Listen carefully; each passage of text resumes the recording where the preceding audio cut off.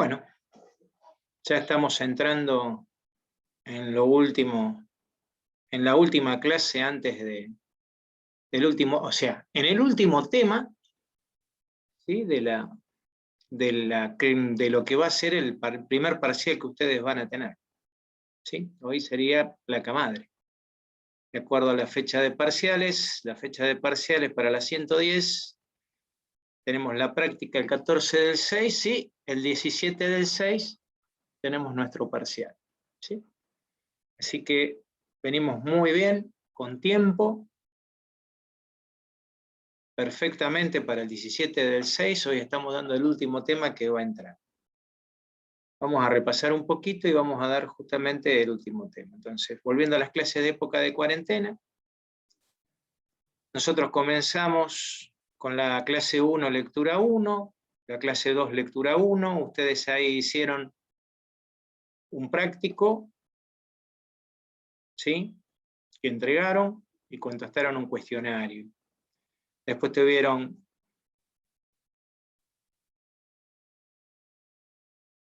Después vimos la lectura 2, donde hicieron un cuestionario. Después vimos la clase número 6, con el libro de Gastón Hiller, que fue la parte de microprocesadores. Yo acá agregué algo, ¿sí? Que ahora vamos a ver. Hicieron el cuestionario de autoevaluación, que es la clase 6, parte B.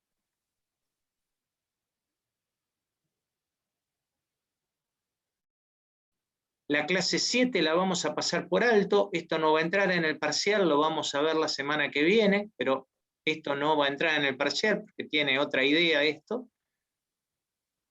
Y sí vamos a ver la clase 9, que es de placa madre. ¿Está?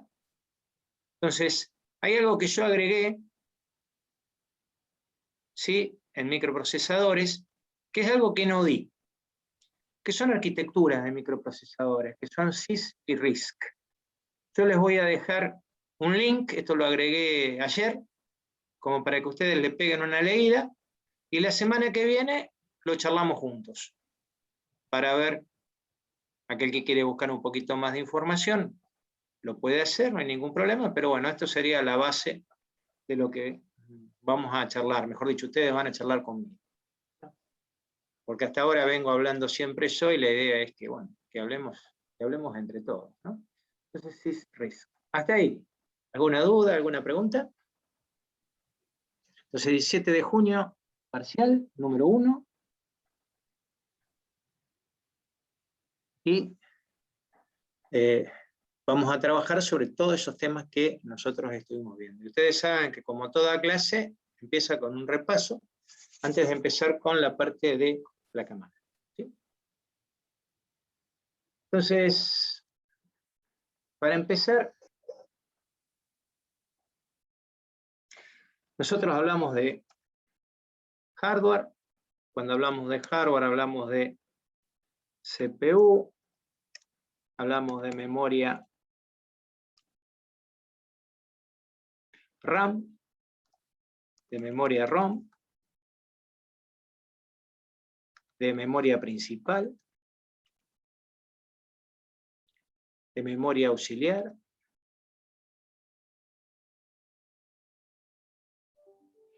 creo que nada más, otra cosa no estuvimos diciendo de hardware. Hablamos de software, que hablamos de programas, que eran programas, si hablamos de sistema operativo, que nombramos algo, ahora después volvemos otra vez sobre ello, hablamos de firmware.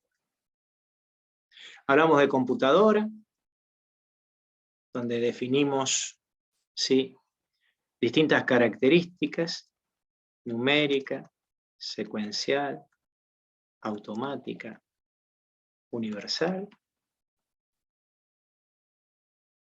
Hablamos del ciclo de una instrucción. ¿Sí? Volvimos a hablar de programa, volvimos a hablar de algoritmo, básicamente. ¿Sí? Eso fue lo que nosotros estuvimos hablando. Bueno, gracias a Dios, o no se dieron cuenta o no los preguntaron, pero nadie dijo, che, Mario, vos no pusiste microprocesador, pero bueno, yo al microprocesador le digo CPU. ¿Sí? Y ahí hay un gran error, porque cuando nosotros nos piden tráeme la CPU, o alcanzame la CPU, ¿sí? Nos encontramos con que nos traen el gabinete. ¿Sí? La CPU es el microprocesador. Yo por eso no nombré la palabra microprocesador, porque, bueno, está involucrada dentro de lo que es el CPU. ¿Está? Entonces, normalmente, cuando nosotros nos dicen CPU, lo correcto es alcanzarme el gabinete. Dentro de ese gabinete van a estar una serie de componentes, dentro de los cuales también está el microprocesador o CPU. ¿Sí? O sea, CPU, UCP, microprocesador, cerebro, ¿sí? Tiene distintos nombres para ese componente principal que es nuestra computadora. Esa computadora que si nosotros no le colocáramos una motherboard o una mother, no podría funcionar, ¿sí? Ya de eso vamos a hablar también. O sea, vamos a incorporar mother.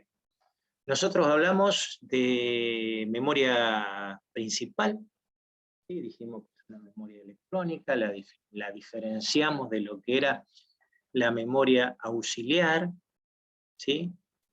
Dijimos que la memoria principal era para que la máquina trabajara, que la memoria auxiliar era para almacenamiento definido, ¿sí? Estaba compuesto generalmente por discos y todos aquellos elementos que nosotros usábamos, ¿sí? Para poder almacenar archivos, para almacenar programas. Hablamos que la memoria RAM era electrónica, que estaba mal llamada RAM, que el verdadero nombre que tenía que recibir era RWM, ¿sí? Por Read Write Memory, ¿sí? Que esa memoria RAM era un conjunto de circuitos, ¿sí? Y no mencionamos mucho más. Dijimos que pues hay un apartado, hay una unidad específica que habla de todo lo que sean memorias, ¿sí? Esta memoria RAM también se la suele llamar memoria de trabajo, porque es donde se ejecutan los programas. Ya también vamos a ver que no se ejecutan en toda la memoria RAM, sino que en una parte, eso también lo vamos a ver en uno de los apartados de la unidad de memoria. ¿Sí? Entonces, si nosotros hablamos que un programa está activo, eso significa que está ejecutándose en la memoria RAM. ¿Está? Dijimos que esta memoria RAM era una memoria volátil, eso significa que es una memoria que cuando yo desenergizo la máquina, la memoria pierde el contenido, ¿sí? Y estaba compuesta por una serie de elementos electrónicos llamados flip-flop, que eran elementos biestables, porque podían almacenar un 0 o un 1. Nosotros habíamos dicho que un 0 y un 1 no alcanzaban para representar un carácter, y para eso habían decidido en su época que lo mínimo que se necesitaba para representar un carácter eran 8 bits, o sea, un byte. ¿Está? Y ahí hablábamos del código americano estándar de intercambio de información. Hablamos también de que la memoria RAM también era electrónica, que habíamos dicho que en un primer momento era una memoria de solo lectura, que con el tiempo se pudo ir cambiando, ¿sí? Que se pudo programar para poder ser actualizada, ¿sí? Justamente estuve actualizando una Dell hace unos días, que bueno, tenía algunos inconvenientes, y bueno, el inconveniente que tenía era que estaba desactualizada la BIOS, y había empezado a hacer algunas macanitas, ¿sí? Y bueno, con la actualización nueva de Windows se ve que la BIOS empezó a hacer macanas. Dell sacó una actualización de BIOS, me avisó que estaba la actualización de BIOS, y bueno, la máquina anda un poquito mejor, ¿sí? Por lo menos dejó de hacer la falla que estaba haciendo. Justamente porque había algo que no estaba andando como correspondía. Bien, en esa memoria ROM se almacena ese famoso firmware que hace que entre algunas cosas encuentren el sistema operativo, ¿sí? Maneja las rutinas de entrada y salida del dispositivo, y todo eso lo hace en base a una batería que ahora vamos a ver justamente en nuestra placa madre, ¿sí? Eso fue básicamente lo que nosotros estuvimos hablando. Dijimos también que esa CPU, ¿sí? Con el tiempo fue incorporando cosas, ya que en un primer momento era algo que venía soldado a la placa madre, pero que con el tiempo, con las actualizaciones que fueron habiendo, dicho microprocesador va colocado en un zócalo, o sea, es removible. Al igual que un montón de componentes. Ya van a ver que en las placas madres de primeras, el gran problema que existía era que, bueno, desgraciadamente, la memoria RAM venía también soldada al mismo circuito. Entonces, no había forma de poder trabajar con esa computadora, ¿sí? O sea, de poder cambiarle esa memoria RAM. ¿Sí? Entonces, vamos a encontrar también que aparece la unidad de punto flotante, que antiguamente era un micro que se colocaba por fuera, que tenía un zócalo especial en la placa madre, desaparece por un problema de latencia, por un problema de tiempo, desaparece de lo que es la placa madre y va dentro del núcleo del micro. ¿Para qué? Para que trabaje a mayor velocidad. Eso lo vamos a ir viendo que se va mejorando. Es por eso que Intel, por ejemplo, en microprocesadores incorpora todo lo que sea las instrucciones multimedia, o sea, las extensiones multimedia llamadas MMX, que AMD lo hace después con 3D Now. Acá Intel le gana a AMD y nosotros vamos a ver después en placa madre que AMD le toma la delantera y agrega algo que Intel lo hace después. ¿Sí? O sea, vamos a encontrar también que AMD toma la delantera en algunos lugares. Hablamos que ese CPU tiene un reloj que no sirve para marcar la hora, que es un oscilador de cuarzo, cuya función tiene dar el ritmo de funcionamiento de la máquina. ¿Sí? Darnos lo que nosotros conocemos como frecuencia de funcionamiento.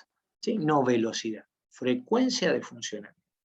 ¿Sí? Porque se mide en ciclos por segundo, en hercios por segundo, en kilohercios por segundo, en megahercios por segundo, en gigahercios por segundo. Acuérdense que la velocidad de la computadora se mide en MIPS, millones de instrucciones por segundo. Esa sí es la velocidad. Pasa que cuando ustedes van a comprar una computadora, normalmente piden con la velocidad en gigahertz. ¿Sí? Desgraciadamente, ciclos por segundo. ¿Sí? No es una velocidad, digamos. Pero bueno, es lo que tenemos. ¿Ok? Pero es por lo menos más o menos como cuando nos dicen alcanzame la CPU. O sea, si te tendría que tomar literalmente, lo que tendría que hacer es agarrar el gabinete, desarmar, sacar el micro y llevar el micro en la mano y decir, mira, acá tenés la CPU, vos me pediste la CPU. ¿Sí? O sea, muchas veces nosotros usamos mal el vocabulario. ¿Sí? O sea, nos pasa normalmente. Vuelvo a repetir, vamos a ser o van a ser profesionales de la informática, entonces básicamente tienen que saber manejar el vocabulario que normalmente se usa. Bien, no vamos a hablar de que la computadora es numérica, que es secuencial, que es automática, que es universal, porque eso lo sabemos. Hablamos que eran los programas, que eran un conjunto de instrucciones para resolver un problema. Hablamos que el sistema operativo es fundamental, ese sistema operativo es necesario en la computadora. Ya también vamos a tener una unidad donde se hablan de sistemas operativos. ¿Sí? Básicamente tenemos Linux y Windows, son los dos sistemas operativos, o Linux y Microsoft, como quieran llamarlo. ¿Sí? Porque acuérdense que en un primer momento, a ver, Linux no existía. ¿Está bien? Había dos sistemas operativos, Microsoft y Digital. Eran las dos empresas de sistemas operativos, y en un primer momento estaba Microsoft solo. ¿Está bien? Nosotros, ni bien empezó todo esto, éramos partidarios de usar Digital, no Microsoft, porque Digital poseía un manejo de redes Nobel, por ejemplo, que era lo máximo que había en redes en ese momento. Después, bueno, Microsoft cuando se dio cuenta que venía perdiendo con el tema de los usuarios, porque o sea, todo lo que sea sistema operativo era muy complicado manejar, pantalla negra, comandos raros. Vuelvo a repetir, cuando nosotros empezamos computación en los secundarios, se daba sistema operativo, era lo primero que tenía que aprender la persona. Empezaban con una pantalla negra, había que aprender a copiar, había que aprender a crear carpetas. era todo muy complicado. Y ni les hablo, era copiar de archivo, de disco a disco, o sea, con una sola unidad de disquete, porque no había tampoco disco rígido, porque eran muy caros. Entonces era muy complejo. Entonces, ¿lo habrá copiado, no lo habrá copiado? No lo sé. La invención fue de Windows, sacar esa interfase gráfica que se agregó al sistema operativo, hizo que la gente se volviera loca y, bueno, pudiera trabajar fácilmente. En un cierto momento sacan un Windows especial que se llama para grupos de trabajo, el 3.11, que fue un Windows excelente y que benefició el uso de las redes para la gente que no tenía idea. O sea que ustedes lo colocaban, pedía los drivers y te conectaba a la red. Entonces eso también perjudicó a Digital, ¿sí? Y a medida que fue avanzando el tiempo, bueno, el sistema operativo integró a la interfase gráfica y se convirtió en el Windows famoso que nosotros tenemos en nuestras máquinas actuales. Y Linux no se quedó atrás, porque no se podía quedar atrás. Tenían que incorporarle la interfase gráfica. Porque para usar Linux hay que tener conocimiento, igual que para usar sistema operativo, hay que tener conocimiento. Entonces es mucho más fácil colocar una interfase gráfica donde uno para copiar arrastra con el mouse y lleva la carpeta donde quiera. ¿Ya? Ustedes tienen que pensar que, a ver, no todos son científicos de la computadora, ¿está? Entonces, la gente usa lo que es usable y ya les va a pasar cuando les toque hacer algún tipo de sistema. O nosotros los agarremos en proyectos donde ustedes hagan algo y que para ustedes es usable, pero no es usable para nadie, porque claro, lo hicieron ustedes. Y uno sigue lo que generalmente llama el camino feliz, como el de McDonald's, la cajita feliz. Bueno, el camino feliz es el camino que ustedes hacen siempre. Y generalmente, para que alguien pruebe un sistema, lo tiene que hacer una persona que no conozca el sistema, que no lo haya desarrollado. Entonces, cuando empieza a tocar tecla y le salte todo y aparezcan los blue screen, ¿sí? Bueno, listo, ahí está, ¿ya? Salimos del camino feliz y eso no estaba previsto. A ver, ¿cuántas veces me ha pasado que voy a un sistema y me encuentro, voy a pagar y la tarjeta de crédito tienen que ponerla a mano? Escuchame, ¿por qué no pusiste un lector de tarjeta? ¿No era más fácil colocarlo en un lector de tarjeta? ¿Y el error de quién es? El error es del programador, no previó esa entrada. ¿Está? La computadora por sí sola no hace nada. Son ustedes los que tienen que prever todas las entradas y todas las salidas que tiene el sistema. Si ustedes no previeron una entrada, el sistema está erróneo. Y si ustedes no previeron una salida, el sistema es erróneo también. ¿Está bien? Entonces, pasa por ese lado. ¿Sí? Pasa por ese lado. Entonces, un sistema operativo es un conjunto de programas que permite que la computadora me entienda a mí y que yo entienda a la computadora. Por eso es que el sistema operativo se lo llama intérprete. Intérprete de comandos. Ese es el nombre que tiene el sistema operativo. Permite que la computadora te entienda y que vos la entendás a ella. Tan fácil como eso. Bueno, ese sistema operativo maneja memoria, maneja controladores, etcétera, etcétera. Hablamos que en la CPU había ciertos elementos, como la unidad de control, como la unidad de aritmética lógica, ¿sí? Cada uno de ellos haciendo una función diferente. ¿Está bien? Hablamos del esquema de von Neumann, ¿sí? Y hablamos de lo que era una instrucción, principalmente del ciclo de la instrucción, que dijimos que tenía dos grandes pasos. Esos pasos eran la búsqueda o transferencia y la ejecución, ¿sí? Y que a su vez, esos dos grandes pasos se podían dividir en cuatro. Uno que era, cuando el contador de programa indicaba dónde tenía que ir a buscar la instrucción a memoria y la traía al registro de instrucción, donde el contador de programa quedaba mirando a la próxima instrucción, ¿sí? Y de ahí pasaba al decodificador que daba los impulsos necesarios a los componentes de la computadora para que realizara la operación y se producía la ejecución. A los tres primeros se los llamaba búsqueda y transferencia, y a esto último ejecución. Nosotros dijimos que una instrucción estaba conformada por un conjunto de bits. A eso lo llamaba palabra de instrucción, o palabra lógica. Yo había dado un ejemplo con 8 bits. Habíamos dicho que si lo dividíamos en dos partes, que son las dos partes que tiene una instrucción, acuérdense que a la computadora había que decirle qué era lo que tenía que hacer y con quién tenía que hacerlo. El que tiene que hacer es el código de operación, que de acuerdo a la cantidad de bits me dice la cantidad de instrucciones que maneja ese micro. Esto tiene mucho que ver con lo que vamos a dar la clase que viene. Vamos a hablar de la petit computadora. Entonces vamos a crear una computadora ideal y vamos a hacer corridas de programa con esa computadora ideal. Es por eso que no lo voy a poner dentro de lo que es el examen. ¿Está?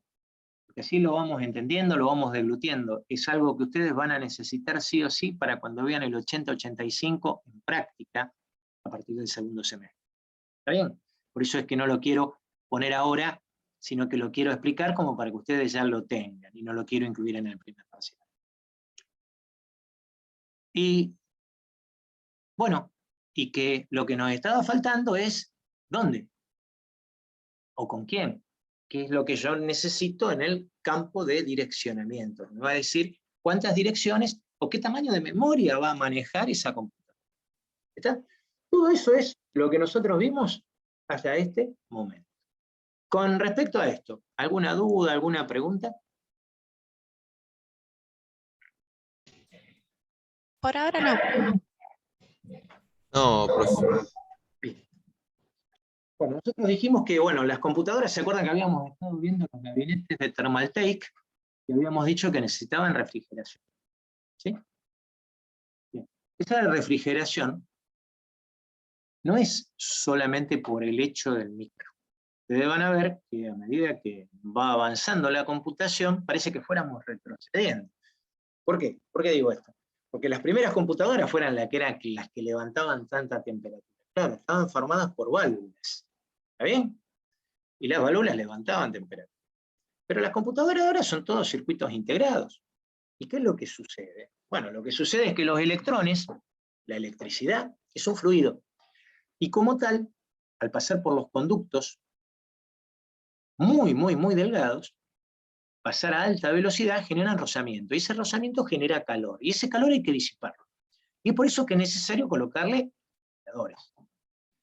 Y ustedes se van a encontrar que actualmente no solamente los ventiladores y los disipadores se encuentran sobre el microprocesador, sino que lo van a encontrar también sobre distintos componentes que tiene la computadora. Entonces ahora vamos a mirar un poquito de placa madre. Entonces, vamos a dejar ahí, porque Wikipedia lo vamos a usar porque está bueno, nos va a dar un pequeño pantallazo de lo que es una placa madre y de las cosas que tiene. Vamos a venir acá, vamos a poner placa madre. Vamos a poner placa madre XT, para buscar lo más viejo de todo.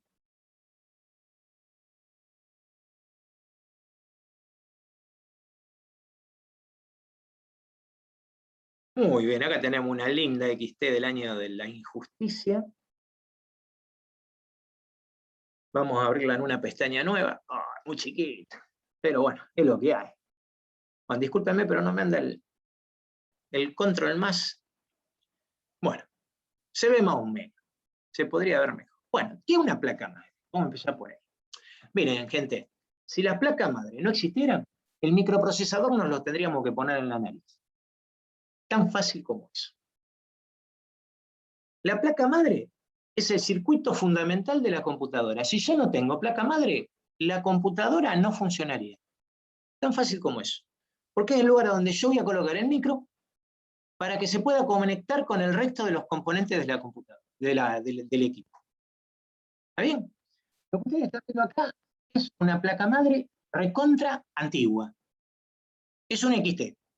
Esto que ustedes ven acá son todo memoria RAM. No sé si ven el mouse que se está moviendo sobre una zona de chips. Eso es la memoria RAM de la máquina. ¿Está bien? El micro puede ser este, o puede ser alguno de estos de acá arriba. No lo sé, porque no se distingue nada. Puede ser este que está marcado en rojo. Perdón, ¿No? profe. Sí. Yo el otro día estaba viendo un video de una computadora. Bueno, no era una computadora, era una placa madre, pero que la tenías que armar vos. Y venía sin micro. Y funcionaba sin ¿Está micro. bien? Sí, sí, sí, sí. Ahora después vamos a ver la de las modernas. Por eso yo estoy mostrándote el comienzo de lo que era una placa madre. ¿Está bien? Sí, sí, Entonces, no, digo, porque me pareció curioso que no tenga micro. mirá, sin micro no anda. Es que no tenía micro, no, era una madre sin micro. No sé cómo ¿Y se llaman. qué función hacía? Después pasame el link, así lo veo. Ahora lo busco. Después pasame el link. No te hagas problema. No lo busques ahora. Esperá que termine la clase, después me lo mandás. Me lo mandás por mail, así veo qué cuerno es. Dale. Así es una cosa interesante para ver qué hace. Entonces, esto que ustedes ven acá es un conector DIN. Es el único conector integrado que tenía para el teclado. En esa época no existía ni PC1 ni PC2, solamente las tenían las IBM. Esto es una placa madre genérica, ¿está bien? Con 1 mega de RAM, ¿está bien? Y esto que ven acá son conectores que se llaman slot o bahías de expansión. ¿Para qué sirven? Para conectar controladoras. Por ejemplo, yo tenía que conectar un disco rígido. Necesitaba una controladora de disco rígido, se ponía en ese lugar. Ese bus, esa bahía de expansión, se llamaba bus ISA. ISA de 16. ¿Está bien? Yo quería poner un disquete, tenía que tener una controladora de disquete. Si yo quería poner un mouse, tenía que colocar una controladora de mouse. Si yo quería poner un módem, tenía que colocar un controlador de módem. Iba colocado en ese lugar. O sea, que cada elemento que yo conectaba, una impresora, tenía que poner una controladora de impresora. Iba en ese lugar. Las máquinas actuales no necesitan eso. ¿Está bien? Si ahora lo vamos a ver. Entonces, esto era un equipo de los antiguos. Ni batería tenía. O sea que la CMOS, primero, no era actualizable. Segundo, no mantenía ni hora ni fecha. Y lo único que hacía era permitir conectar los componentes. Nada más. ¿Sí? Entonces, mediante la placa madre, yo puedo conectar el microprocesador a la RAM, a la ROM, al disco rígido y a los demás periféricos. Esa es la función de la placa madre. ¿Está bien? Entonces, si nosotros... ¿Esa placa estaría soldado o no? Sí, todo soldado. Acá está todo soldado. Lo único que puedo tocar yo es esto que tengo acá, que estoy haciendo un recuadro, que son las bahías de expansión, claro. La conexión del teclado acá, y acá atrás que se ve esto blanco que está acá, que era para conectar la fuente, o sea, para darle energía. Y después tiene una serie de switches o jumpers, que de acuerdo a cómo ustedes los conectaban, configuraban algo. Por ejemplo, el IRQ y el DMA de cada componente. Actualmente eso lo maneja el sistema operativo. Los códigos de interrupción y los accesos directos a memoria que se necesitan para conectar distintas controladoras, como el mouse, disco rígido, etcétera, etcétera, etcétera, todo eso había que switcharlo. Si vos no sabías switchar eso, no andaba nada. Así de sencillo. ¿Está bien? O sea, el que tocaba esto tenía que saber. Actualmente ustedes vienen, conectan lo que se les calienta y lo hace solo. Y ustedes dicen, qué bueno, qué bárbaro. No, acá eso, olvídense, no estaba. ¿Está bien? Esta es una placa madre vieja. Las placas madres fueron cambiando. ¿Sí? Fueron cambiando. Acá tenemos una un poquitito más nueva. ¿Sí? Entonces vamos a buscar una placa madre normal. Una placa madre de ahora. Vamos a buscar esta, por ejemplo. Esta no es tan nueva, pero me permite ver algunas cosas para poder diferenciarla de la anterior. Bueno, acá lo primero que vamos a notar,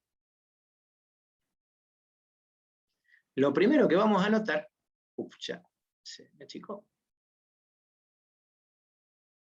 Lo primero que vamos a notar, si pasa eso es porque la máquina se cargó bien todavía. Creo que si lo pone de nuevo ahora en Google se va a ver más grande. Ahora ahí con el tamaño está perfecto, gracias. Acá lo que vamos a ver, lo primero, es que desaparecieron esa cantidad de bahías de expansión. Hay dos, una azul y una blanca.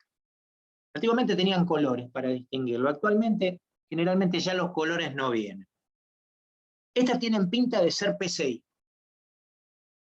Y alguna podría ser AGP. Nosotros vamos a ver que esas bahías de expansión tenían características. Ya las vamos a analizar básicamente. ¿Sí? Básicamente. Nos vamos a encontrar que aparecen un montón de conectores. Esto es lo que nosotros vemos de la parte de atrás del gabinete. Nosotros tenemos acceso a la placa madre. Esta placa es una placa madre monoprocesador. ¿Qué significa eso? Que tiene un solo slot para conectar el microprocesador, que acá ya está puesto, ¿sí? En un zócalo SIF. ¿Está bien? Yo levanto esta palanquita y yo puedo sacar este micro. Acá arriba le estaría faltando el disipador y el cooler. ¿Está bien? Aparte de ser monoprocesador, es estándar. ¿Qué significa que sea estándar? Tiene medidas estándar. Sirve para distintas marcas de micro, porque hay placas madres que se llaman propietarias. Eso significa que tienen distintos tamaños y están creadas por Intel y por AMD. Y solamente pueden ser usadas por ellas, por eso se llama de esa manera. ¿Está bien? Y hay placas madres multiprocesadores. ¿Qué significa? Que tiene varios slots para poder colocar micros. 2, 3, 5, 8, 10. ¿Está? Son para máquinas especiales, no para nosotros. ¿Okay? ¿Qué es lo que encontramos en esta placa madre? Que es además integrada. Ah, la miércoles, ¿qué es eso de integrada? Bueno, la placa madre que vimos antes no eran integradas. ¿Qué significaba? Que yo tenía que incorporarle todos los componentes. Esta placa madre que estamos viendo acá tiene su puerto de impresora, porque tiene un controlador de impresora ya integrado a la placa, tiene su puerto serie, integrado a la placa, tiene su puerto de video, porque tiene su placa de video, tiene sus conectores jump para la parte de audio, porque tiene su placa de audio, tiene su conector para hembra para RJ45 para la red, porque tiene un controlador de red interno, y tiene los controladores de puerto USB, que estamos viendo. Además de los conectores de teclado y mouse, los PS, el verde y el celeste, ¿sí? Que estamos viendo en esta placa madre. Lo que vamos a encontrar acá con un disipador dorado muy grande es el chipset, que ya vamos a ver lo que es. Vamos a ver que hay solamente 2 bahías de expansión. Esto que está con otro disipador, muy factiblemente sea la placa de video. Y lo que encontramos acá son 2 bahías para colocar la memoria RAM. O sea que la memoria RAM ya es extraíble. ¿Sí? Ya en las máquinas AT era extraíble. ¿Sí? O sea, solamente las XT eran las que no se le podía sacar porque estaba soldada. Vamos a ver la batería que mantiene la CMOS. La estoy señalando con el mouse. Vamos a ver el conector, este blanco, que es para la fuente. Vamos a ver los conectores para los SATA y son todos SATA. Los SATA que tiene para conectar, ¿sí? Las memorias auxiliares, que ya el otro no lo tenía. Lo que vamos a ver que esta placa madre es mucho más chica que la anterior, que como ya viene integrada no necesita tantas bahías de expansión como la anterior. ¿Y por qué le ponen 2? Y le ponen 2 ¿por qué? Porque puede suceder que la persona que vaya a trabajar con este equipo necesite una placa de video especial y otra controladora extra, o necesite 2 placas de video conectadas en paralelo, que en este caso no irían porque las dos bahías de expansión que tiene son diferentes. ¿Sí? La celeste y la blanca son diferentes. Si fueran las 2 iguales, podríamos usar, por ejemplo, dos PCI Express para placas. Bien. Entonces vamos a encontrar que las nuevas placas, ¿sí? Son, podríamos decir, más autónomas, porque tienen su propia placa de video, lo cual va a traer su problema también, ¿sí? Acuérdense que cuando ustedes se compran una computadora, uno generalmente por ahí quiere comprar notebook, se tiene que figurar muy bien qué memoria trae, qué memoria RAM trae, y qué tipo de placa de video trae, ¿sí?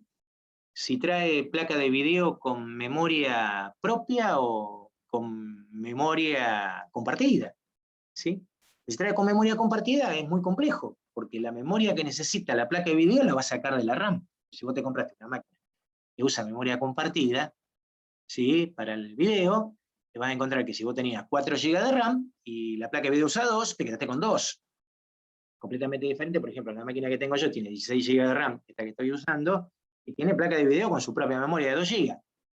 ¿Está bien? Tiene memoria propietaria. Entonces, mis 16 GB están libres para hacer lo que se me antoje a mí. ¿Está bien? Eso de la memoria por ahí pasa con los procesadores que vienen con gráfica integrada, creo. Como ahora están los AMD, que vienen con gráfica integrada, entonces te comen por ahí un montón de RAM. Sí, pero a ver, muchos vienen con gráfica integrada, pero vos si le pones una placa integrada, una placa de memoria extra, no hay problema. Por ejemplo, la que yo tengo acá es una i7 que viene con memoria integrada, pero tiene su propia placa de video. Yo le hice poner una placa de video propia. ¿Ya? En su momento, cuando fuimos al exterior, se hizo eso. Me traje la máquina esta. Esta máquina acá no se consigue. Hay que cuidarla porque es así de sencillo. Pero entonces Sí, vos olvidate. podés, claro, vos podés trabajar. Estamos viendo de comprar máquinas para compañeros nuestros y lo que se consigue acá en la Argentina son porquerías. Y justamente estábamos viendo una en tienda mía, que acá está 150.000 pesos, que es una ¿cómo se llama? Una de la manzanita, una Mac Air, de 8 GB de RAM, con placa de video propia, que es una cosa hermosa, sale 60.000 pesos al cambio nuestro, pero abajo dice, esta máquina está prohibido su ingreso a la Argentina. Nosotros la vimos acá en Argentina y está a 180.000 pesos. Con impuestos y todo salía más fácil comprarla en Estados Unidos, por eso es que no la dejan entrar. Pero bueno, son cosas que te pasan que mejor ni hablar. Sí, un Porque garrón. es un garrón. Las máquinas que hay actualmente en notebook es un garrón. Por ahí es más fácil armarse una máquina de escritorio actualmente. El problema está en la portabilidad. El problema está en la portabilidad. Si yo tuviera que comprarme una máquina en este momento, preferiría armármela yo, porque lo que hay en notebook, desgraciadamente, no es bueno. ¿Sí? Se gasta mucha plata en equipamiento malo. ¿Sí? Uno no sabe tampoco si son refurbished o no. Ese es el otro gran problema. ¿Ya? Porque yo no sé si me están vendiendo equipo nuevo o equipo refurbished. Que ese es el otro gran problema. Por eso, si uno se arma el equipo propio, dice, bueno, yo me compro una placa madre tal y tal, con un micro tal y tal, con memoria tal y tal, entonces a lo mejor la opción es más fácil, aparte te permite actualizar cosas que con una notebook uno no puede actualizar absolutamente nada. ¿Está? Salvo que sea una máquina especial. Si abriste una notebook, ya es un despelote. ¿Sí? Es completamente diferente abrir una notebook a abrir un gabinete común. ¿Está? Entonces, uno siempre que compra una notebook dice, bueno, ya la compro y es como comprar una Ferrari. La comprás como tenés, no le podés poner una luz especial y nada por el estilo. La Ferrari la tenés y la tenés así. Bueno, la notebook pasa exactamente lo mismo. No se le puede tocar nada. ¿Está bien? A lo sumo hay algunas que se pueden desarmar, cambiar el disco rígido y ponerle un disco de estado sólido, que hay mucha gente que lo ha hecho. ¿Sí? Con eso mejora mucho el rendimiento del equipo. Pero no hay casas muy eficientes en la ciudad de Rosario que hagan ese tipo de trabajo y lo tiene que terminar haciendo uno. ¿Está bien? Se tiene que hacer tripa corazón, desarmar la computadora, sacar los tornillitos, desconectar, cruzar los dedos y que nada pase. ¿Está bien? El Entonces, RAM también por ahí le puede agregar. ¿cómo? Por ahí le puede agregar RAM. Sí, Pero le sí, podés más que eso agregar no. RAM, siempre y cuando sepas en qué lugar está, porque hay algunas que tienen identificado dónde tiene la RAM, y hay otras que tenés que desarmar todo el gabinete. Perdón, tenés que desarmar toda la notebook. ¿Está? Y después tenés que sacar una RAM y darte cuenta que encontrés el mismo modelo, que ese es otro gran problema en la Argentina, no se está importando nada. y viste cómo es el tema, si no encontrás una RAM que sea parecida, tenés que cambiar todo. ¿Está bien? Porque si no va a andar para el lado de la más lenta, nunca para el lado de la más rápida, saben eso, ¿no? Sí, sí. Bien. A mí me pasó eso, profe. Me compré una notebook y me decía el manual que tenía dos, ¿cómo es? Dos entradas dos sockets para poner la RAM. Y cuando la abrí tenía una solo, así que me compré una RAM de 4 al pedo y tuve que comprarme otra de 8. Claro. Y qué raro que te decía que tenía dos y venía con uno. Sí, decía eso. ¿Pero qué, en el manual? No, en el manual no decía nada, pero cuando Windows lo abría me decía que... No, pero eso no le tenés que dar bola porque eso no. Es más o menos como cuando un vendedor te quiere vender algo, no tiene la menor idea. Sí, porque sobre eso no tiene manejo. ¿Ya? Yo esas Lo otro cosas que no lo tenés que tener confío. cuidado, que no esté soldada también, porque eso me pasó a mí. Estaba soldada y ¿Estaba ahí ya soldado? está. ¿Qué no tuvo que era, che? Una Lenovo IdeaPad. Che, pero es buena esa, porque Lenovo no es mala. Vos pensás que Lenovo era el que le hacía las máquinas a IBM, por eso que Lenovo quedó con todo lo que es IBM. Por eso el IdeaPad y todo eso es todo marca registrada de IBM. Pero Sí, che, pasa que, soldado. viste, las hacen bien finitas, pero al final después no las puede actualizar, no puede hacer nada. No, por eso es lo que yo les decía, es como cuando te compras una Ferrari, te compras un auto es de eso de súper alta gama. Lo tenés que tener como lo tenés, punto. Y lo tenés que dejar. Yo por eso las máquinas, les digo, acá en casa tengo una Dell, tengo esta Hewlett Packard, después tengo una Hewlett Packard, una i4, tengo una Sony, una Vaio, que es una i5, y después una de mis hijas tiene una Toshiba Celeron. Y bueno, la otra Hewlett Packard, la primera que tuve, ya está muerta, esa murió placa de video, esa tenía un problemita, se desoldaba la placa de video cuando levantaba temperatura, y le tocó, a la vejez viruela se rompió. Pero yo directamente las computadoras en las notebooks no las vendo, directamente me las quedo y las voy usando hasta que languidecen, ¿está? Porque desgraciadamente no queda otra. Y yo necesitaba una máquina diferente para llevar al laburo, que era la más chiquita, esta que me compré el año pasado, y me estoy arrepentido de haberla comprado, porque realmente es una batata. Sí, una batata. Bueno, estoy acostumbrado al disco de estado sólido, que es otra cosa, pero tiene 16 GB de RAM y todo lo demás. ¿No? Y es una Dell, no es una máquina mal. Ya le digo, le bajé la actualización de la BIOS y mejoró bastante, pero la lentitud lo sigue teniendo. Pero bueno, es lo que hay. Es lo que hay. Bueno, como estábamos hablando, nos encontramos con este estilo de máquina. ¿Está bien? O sea, nuestras máquinas actuales tienen este estilo. ¿Sí? Este es el estilo de una placa madre. Esta pila es una pila que tiene un ciclo de carga y descarga. ¿Sí? ¿Qué pasa si esa pila se empieza a desgastar? Bueno, miren, aparecen lo que se llaman las fallas aleatorias. ¿Sí? Son fallas, es como en un auto, son fallas que vos no sabés qué cuerno de origen tienen. ¿Sí? Son de origen electrónico. Tuve mucho tiempo trabajando como director de informática de una empresa y trabajé codo a codo con la gente de técnica.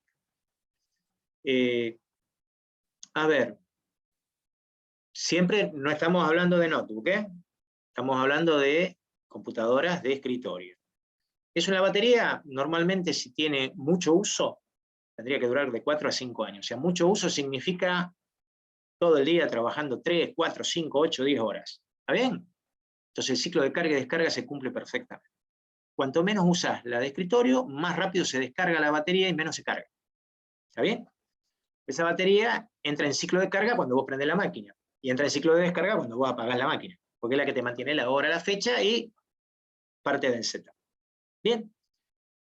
Entonces, había máquinas que estaban trabajando y de golpe se colgaban, hacían pantalla azul, ¿sí? El mouse se volaba al diablo, ¿sí? Conectado por cable estamos hablando, nada inalámbrico. Se volaba el teclado, o cuando arrancaba no encontraba el disco duro, pero así, falla horrible, que vos no sabías de correr, y después de golpe andaban bien. Pasaba un tiempo y andaban bien. Con la gente de técnica empezamos a encontrar distintas cosas. Normalmente, si la batería empieza a fallar, lo primero que vas a notar es que por ahí la fecha te empieza a fallar. Y ahora es un gran problema, porque vieron que Windows viene con un formato que actualizate ni bien te conectás. Se conecta con los servidores de ellos y pone fecha y hora. ¿Está bien? Es más difícil de encontrar. En ese momento vos encontrabas que se ponía en una fecha o empezaba a trazar el reloj. Entonces te puede dar idea que tu batería está jodida. ¿Ves? Entonces lo primero que hacían antes de ver que fuera la batería era desconectar y conectar los chips de memoria. O desconectar y conectar todo aquello que estaba conectado a slot o bahías de expansión. Estos PCI